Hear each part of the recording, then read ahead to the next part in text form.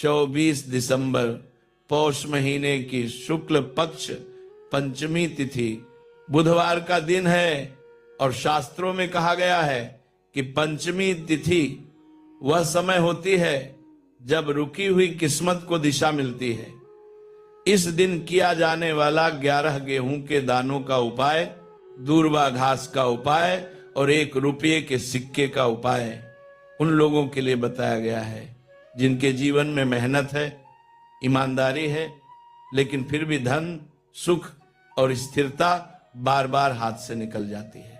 भक्तों, ये उपाय उन लोगों के लिए नहीं है जो दिखावे की पूजा चाहते हैं, बल्कि उनके लिए है जो चुपचाप ईश्वर से कहते हैं बस रास्ता सही कर दीजिए। शास्त्र कहते हैं कि पंचमी तिथि कर्म और फल के बीच की दूरी को कम करती है, और जब ये पौष महीने में आती है तो उसका प्रभाव केवल धन पर नहीं बल्कि घर की शांति, निर्णय शक्ति और भाग्य की गति पर पड़ता है।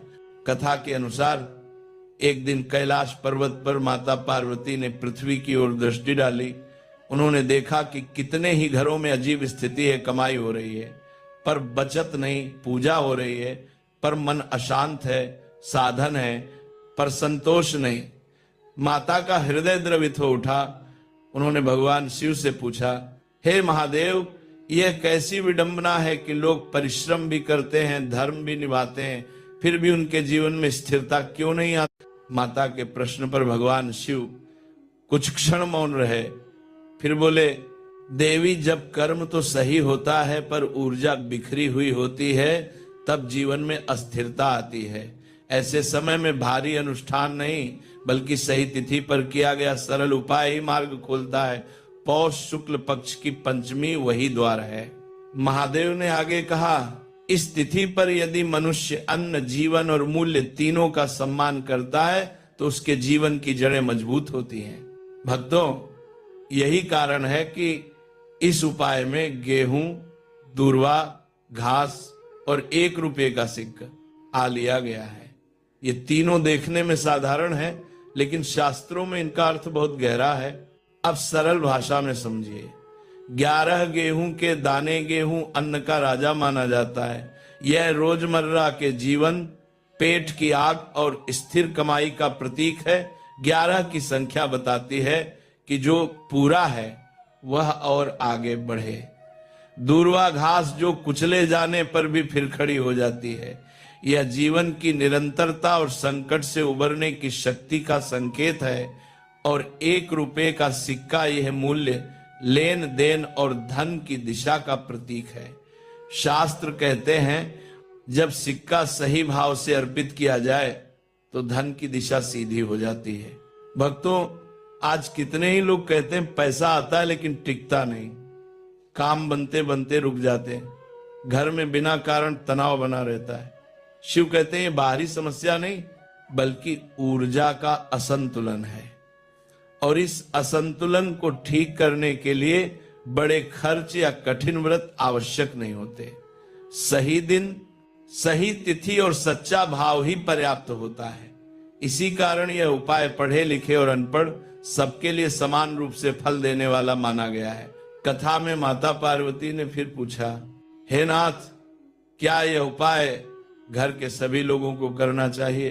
तब शिव मुस्कुराए और बोले, देवी, जैसे एक मजबूत नींव पूरे घर को संभाल लेती है, वैसे ही घर का कोई एक जिम्मेदार व्यक्ति यदि यह उपाय कर ले तो उसका फल पूरे परिवार को मिलता है। इसलिए भक्तों, इस उपाय में पूरे घर को जुटाने की आवश्यकता नहीं है। घर की माता, पत्नी, बहन या कोई भी बड़ा सदस्य जो घर की भलाई चाहता हो, यदि यह कर्म करे तो वही पर्याप्त है। अब ध्यान दीजिए, हम विस्तार से जानेंगे कि ये उपाय किस समय करना है, कौन व्यक्ति इसे करे, और इन वस्तुओं को हाथ में लेते समय मन में कौन सा भाव रखना चाहिए ताकि ये कर्म केवल कथा न रहे बल्कि सच में धन, सुख और मनोकामना पूर्ण करने वाला उपाय बने। माता पार्वती ने शिव से फिर प्रश्न किया, हे नाथ, यदि पंचमी तिथि इतनी प्रभावशाली है तो इस उपाय को किस समय किया जाए कि फल टिके और शीघ्र दिखाई दे? महादेव ने शांत स्वर में उत्तर दिया, देवी, पंचमी का फल तब स्थिर होता है जब मनुष्य उतावलापन छोड़कर दिन के शांत समय में श्रद्धा और संयम से कर्म करता है। समय भाव को दिशा देता है और भाव कर्म को शक्ति। दोस्तों भक्तों, इस उपाय के लिए 2 समय श्रेष्ठ माने गए हैं। पहला, सुबह का शांत समय सूर्योदय के बाद से लेकर लगभग 10:30 बजे तक। इस समय वातावरण शुद्ध होता है, घर में शोर कम रहता है और मन सहज रूप से एकाग्र हो जाता है। दूसरा समय है शाम का संधि काल, जब दिन ढलता है और प्रकृति स्वयं ठहराव में आती है। यदि शाम को करें तो सूर्यास्त के बाद कुछ समय प्रतीक्षा करें ताकि दिन भर की थकान मन से उतर जाए। ध्यान रखिए, यह उपाय दिन में केवल एक बार किया जाता है। बार बार करने से भाव बिखरता है और फल हल्का पड़ता है।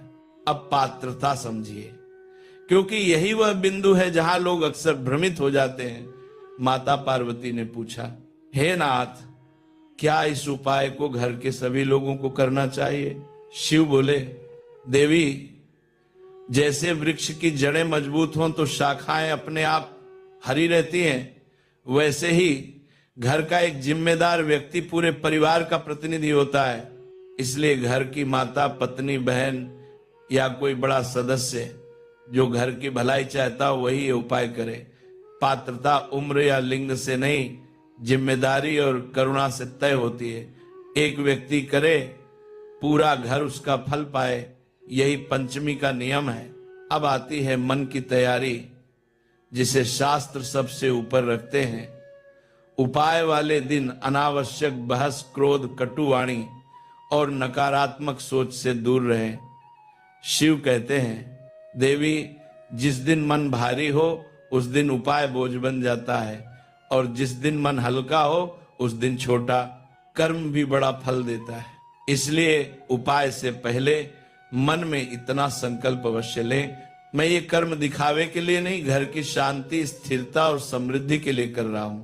अब सामग्री की तैयारी को बहुत सरल शब्दों में समझिए ताकि कोई भी भूल न हो।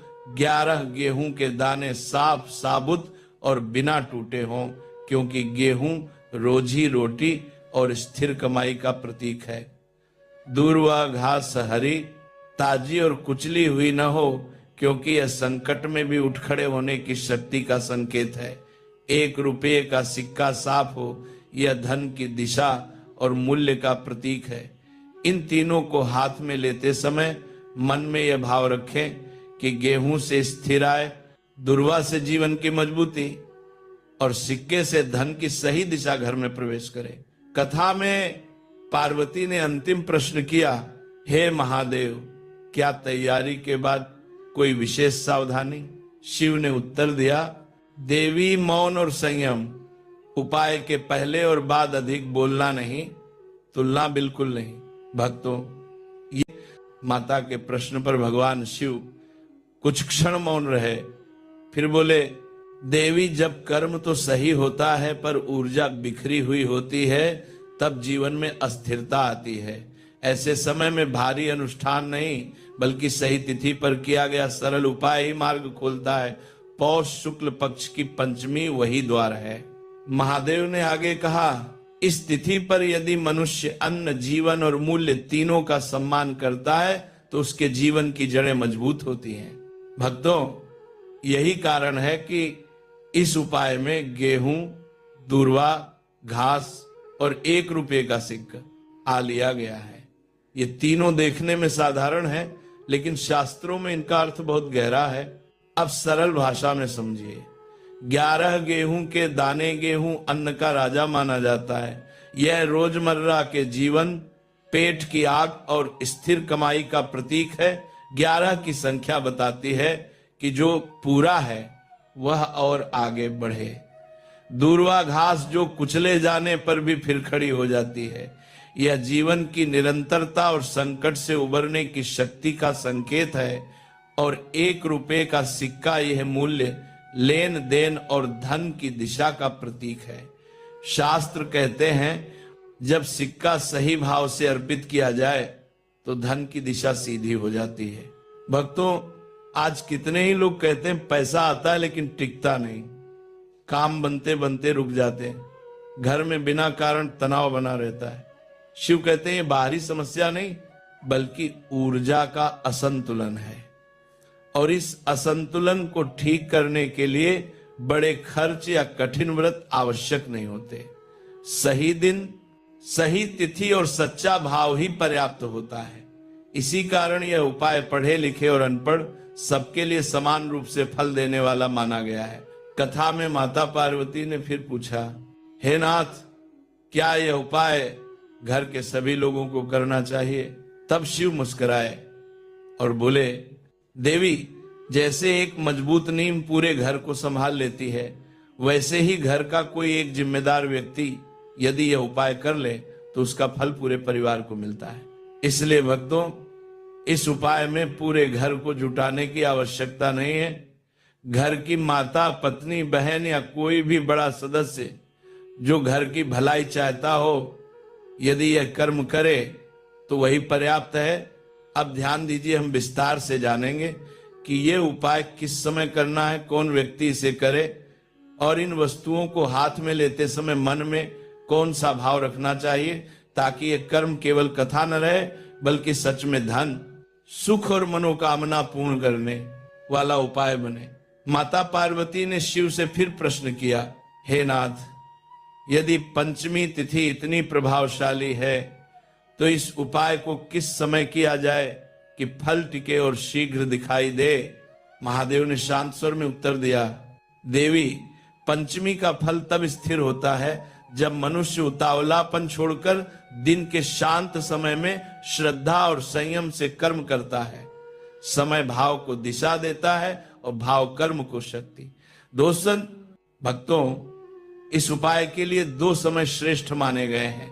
पहला, सुबह का शांत समय सूर्योदय के बाद से लेकर लगभग 10-30 बजे तक। इस समय वातावरण शुद्ध होता है, घर में शोर कम रहता है और मन सहज रूप से एकाग्र हो जाता है। दूसरा समय है शाम का संधि काल, जब दिन ढलता है और प्रकृति स्वयं ठहराव में आती है।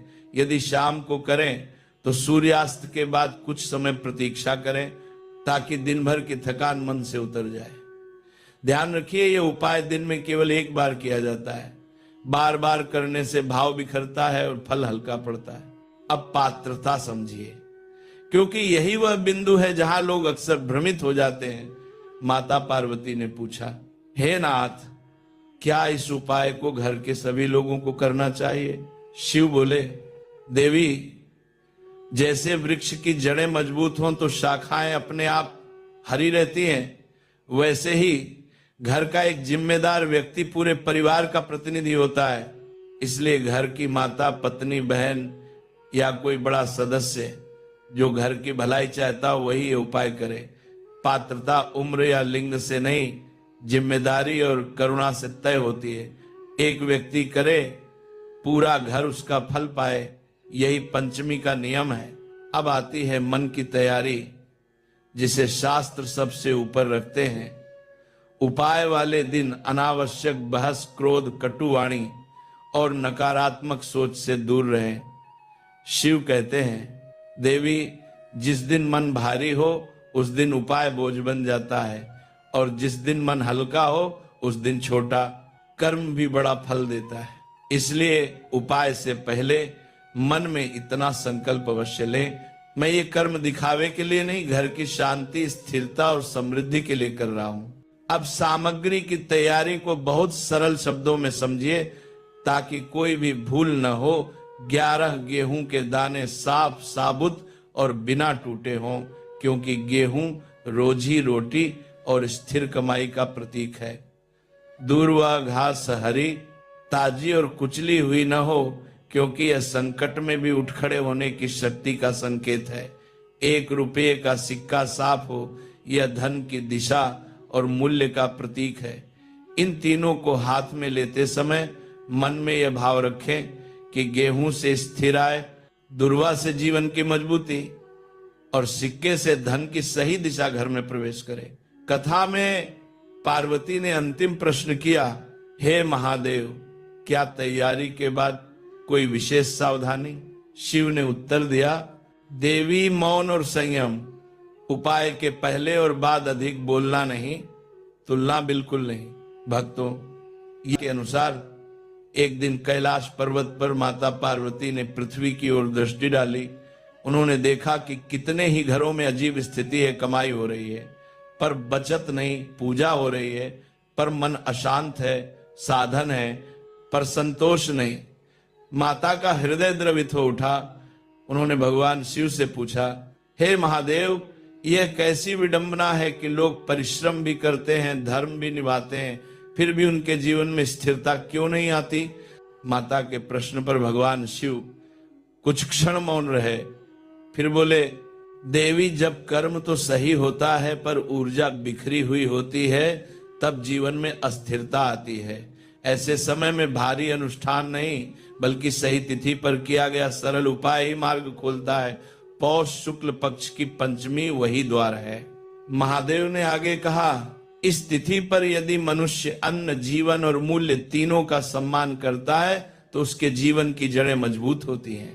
भक्तों, यही कारण है कि इस उपाय में गेहूं, दूर्वा, घास और 1 रुपये का सिक्का आ लिया गया है। ये तीनों देखने में साधारण है लेकिन शास्त्रों में इनका अर्थ बहुत गहरा है। अब सरल भाषा में समझिए। 11 गेहूं के दाने गेहूं अन्न का राजा माना जाता है। यह रोजमर्रा के जीवन, पेट की आग और स्थिर कमाई का प्रतीक है। 11 की संख्या बताती है कि जो पूरा है वह और आगे बढ़े। दूर्वा घास जो कुचले जाने पर भी फिर खड़ी हो जाती है। यह जीवन की निरंतरता और संकट से उबरने की शक्ति का संकेत है। और 1 रुपये का सिक्का यह मूल्य, लेन देन और धन की दिशा का प्रतीक है। शास्त्र कहते हैं जब सिक्का सही भाव से अर्पित किया जाए तो धन की दिशा सीधी हो जाती है। भक्तों, आज कितने ही लोग कहते हैं पैसा आता है लेकिन टिकता नहीं, काम बनते बनते रुक जाते हैं, घर में बिना कारण तनाव बना रहता है। शिव कहते हैं ये बाहरी समस्या नहीं बल्कि ऊर्जा का असंतुलन है। और इस असंतुलन को ठीक करने के लिए बड़े खर्च या कठिन व्रत आवश्यक नहीं होते। सही दिन, सही तिथि और सच्चा भाव ही पर्याप्त होता है। इसी कारण यह उपाय पढ़े लिखे और अनपढ़ सबके लिए समान रूप से फल देने वाला माना गया है। कथा में माता पार्वती ने फिर पूछा, हे नाथ, क्या यह उपाय घर के सभी लोगों को करना चाहिए? तब शिव मुस्कुराए और बोले, देवी, जैसे एक मजबूत नींव पूरे घर को संभाल लेती है वैसे ही घर का कोई एक जिम्मेदार व्यक्ति यदि यह उपाय कर ले तो उसका फल पूरे परिवार को मिलता है। इसलिए भक्तों, इस उपाय में पूरे घर को जुटाने की आवश्यकता नहीं है। घर की माता, पत्नी, बहन या कोई भी बड़ा सदस्य जो घर की भलाई चाहता हो, यदि यह कर्म करे तो वही पर्याप्त है। अब ध्यान दीजिए, हम विस्तार से जानेंगे कि यह उपाय किस समय करना है, कौन व्यक्ति इसे करे और इन वस्तुओं को हाथ में लेते समय मन में कौन सा भाव रखना चाहिए ताकि यह कर्म केवल कथा न रहे बल्कि सच में धन, सुख और मनोकामना पूर्ण करने वाला उपाय बने। माता पार्वती ने शिव से फिर प्रश्न किया, हे नाथ, यदि पंचमी तिथि इतनी प्रभावशाली है तो इस उपाय को किस समय किया जाए कि फल टिके और शीघ्र दिखाई दे? महादेव ने शांत स्वर में उत्तर दिया, देवी, पंचमी का फल तब स्थिर होता है जब मनुष्य उतावलापन छोड़कर दिन के शांत समय में श्रद्धा और संयम से कर्म करता है। समय भाव को दिशा देता है और भाव कर्म को शक्ति। दोस्तों, भक्तों, इस उपाय के लिए 2 समय श्रेष्ठ माने गए हैं। पहला, सुबह का शांत समय सूर्योदय के बाद से लेकर लगभग 10-30 बजे तक। इस समय वातावरण शुद्ध होता है, घर में शोर कम रहता है और मन सहज रूप से एकाग्र हो जाता है। दूसरा समय है शाम का संधि काल, जब दिन ढलता है और प्रकृति स्वयं ठहराव में आती है। यदि शाम को करें तो सूर्यास्त के बाद कुछ समय प्रतीक्षा करें ताकि दिन भर की थकान मन से उतर जाए। ध्यान रखिए, यह उपाय दिन में केवल 1 बार किया जाता है। बार बार करने से भाव बिखरता है और फल हल्का पड़ता है। अब पात्रता समझिए, क्योंकि यही वह बिंदु है जहां लोग अक्सर भ्रमित हो जाते हैं।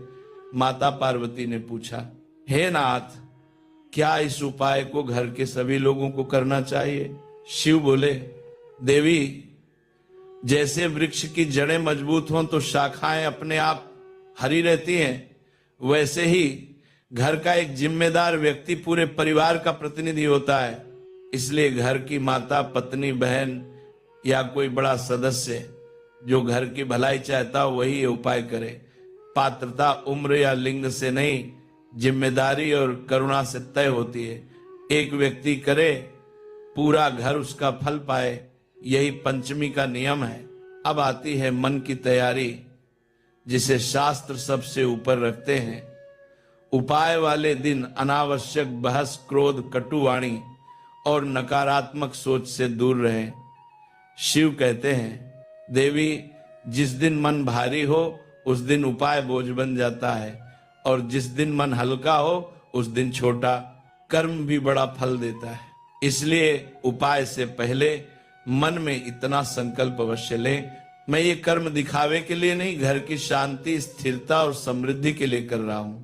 अब सामग्री की तैयारी को बहुत सरल शब्दों में समझिए ताकि कोई भी भूल न हो। 11 गेहूं के दाने साफ, साबुत और बिना टूटे हों, क्योंकि गेहूं रोजी रोटी और स्थिर कमाई का प्रतीक है।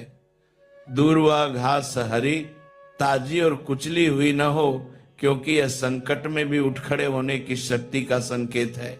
1 रुपये का सिक्का साफ हो, यह धन की दिशा और मूल्य का प्रतीक है।